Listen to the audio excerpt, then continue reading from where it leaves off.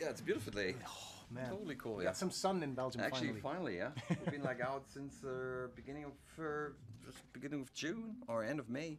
Yeah. And we never had. Actually, it was one festival with some sun. It was like in Russia. In Russia, Samara. the last place you would expect some sun. Exactly. And you know how many people were there? No. 780,000 people. Oh my God. I never played in front of so many people. It's crazy. Was that the biggest crowd you've ever played Yeah, for? ever. Wow. Because I saw you went to Russia and you also took a day off and you went to, on a little boat trip. That's On the Volga. Yeah. Yeah. That's the one. That's the one. I was on a boat trip though, but I You weren't on a boat trip? No. You don't like romantic boat trips? I don't like at the moment. I'd like to be with my daughter. You know, she's she's a little one, and I like to spend a lot of time with her. Of course. Yeah. That's it. But now you're here at Werchter. I'm very glad you guys are back. Rammstein, I saw you guys 3 years ago. I was nailed to the ground. Of course, the whole show with the pyrotechnics, the big setup. Flake, who was in the rubber boat again. What can we expect from the show tonight? Well, as you know, Rammstein in it, there's always something to expect. Which, what can we expect? We can expect like a lot of good music, a lot of good shows, elements, a lot of good lights. Hopefully, a good band that performs really well, and. You know, I mean, there's always like something with Rammstein. When Rammstein plays, something happening. And I always describe it like a lot of people, like especially in America, always ask me, so how does it work with you guys? You know, people do not understand your language and stuff like that, but you have so much success. And I explain it always like when Rammstein plays, you know, we create just such a huge energy. And fire is also part of it, you know, because, you know, if you burn some, you create some kind of energy. And when we give this energy to the people bring the energy back, and it's back and forward kind of an energy exchange. And if everything works well, then like we both are really satisfied, and we have a fantastic show. So that's how it works with us. I was wondering, in the very beginning, every band has to start somewhere. You didn't have all those pyrotechnics, or when did you start with that exactly? Well, actually, we started because our singer was so bored, you know, that he needed to do something, and he started to have like some firecrackers. Yeah. That's how it started, yeah. Just like the little silly firecrackers. Yeah, really silly. It was really silly and stupid, and then it became bigger and bigger and bigger, and then we started to, you know, in the beginning, you know, I was really like, oh, let's, you know, we have to keep the balance between show and music, you know, because then everyone is talking about the show, no one talks about the music anymore. But I must admit that the show overruled the music, so nobody's talking about the music anymore. I lost. But but that was going to be Sometimes it's gonna be it's a burden to have that, you know. Sometimes it just you know, I mean, you do those things and they're fun and stuff, but sometimes you just want to go out and play a fucking rock show, you know. But I guess it's always like, you know, you want to have always the other stuff that you don't have, kind of thing. Yeah, the grass is greener on the other side, they say. Exactly. Yeah. But when is the follow-up to Liebe ist für alle da? When is it coming? Well, the next record, new music. New music, yeah. Good question. Yeah. I don't know. You don't know? No. You haven't, because you have such a nice setup here. Just for showing off. Is it? Just for impressing you. You can't even play. You can even work the things. Play a little bit, yeah. But is that to like when you get inspired and you just have a hand, your little MIDI controller? Mostly needed for like, you know, playing like I play like 1 hour to get a little warm, you know, get into the mood and stuff. That's what I do. And then if you have some songs or some ideas, you know, I record it. But like I wished I could actually write on tour, but I can't for some reason. I'm always distracted, you know, and I need like total privacy, you know, and I work a lot at home, so and I'm kind of like ending up like on tour doing other stuff. Which has nothing to do with writing songs. And then there's stupid interviewers wanting to ask you questions, keeping you up from that's okay too, but just songs. I wish like there's a lot of people can do that, but I can't for some reason. I can't write on tour.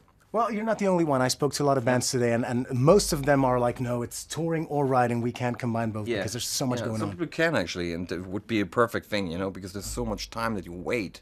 Yeah. You know, like 80% of being a musician is basically you a waiter.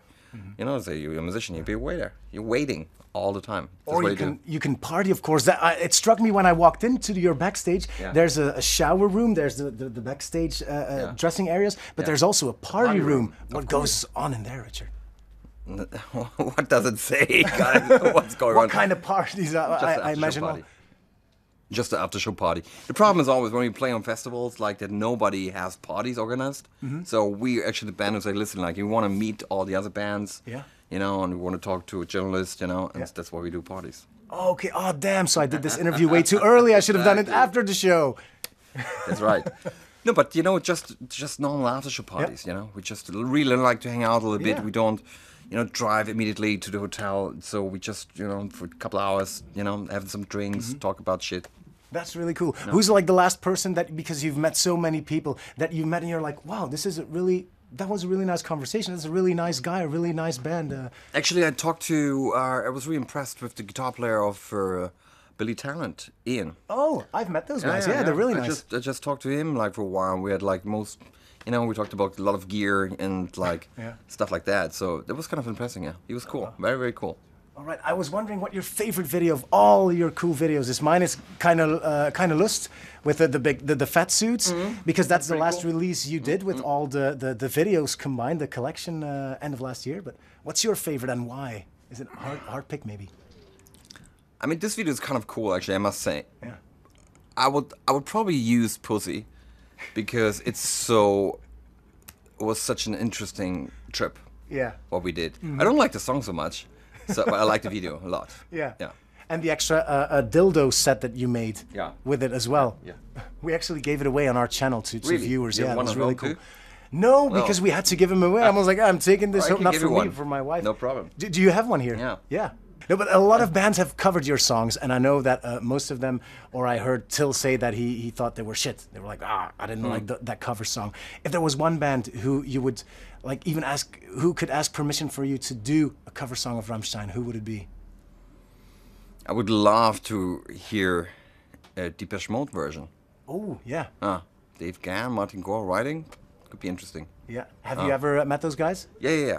There's like I have two idols in my life that I really like appreciate, you know, like, and one is Martin Gore. I think he's one really talented songwriter, and I met him. He was such a really nice, cool guy, friendly, kind, very cool.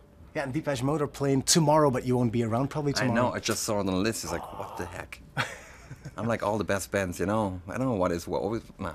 Why? Hey, will all you guys be on time to be playing tonight? Because I know that one of you is still flying right now, or is going to come by helicopter? Yeah, that's what I heard too. So, fingers crossed. Yeah, I mean, you know, I always can play, you know. I mean, the good thing is we have two guitar players, you know, if it comes worse, I can play two songs by myself, that's no problem. Wow. So, but I think he's going to make it. All right. Well, I'm very looking forward to the gig. Richard, thank you so much for this nice conversation. All right. And if you can find the dildo box, I'll gladly take it home with me. All right. Let me check. Woo! No shit, I don't have it. You don't have it? Too bad. Still, thank you so much for the conversation. All right, thank you. See you in the party room. Oh, yeah. Oh, be there. All right. I will. All right, guys.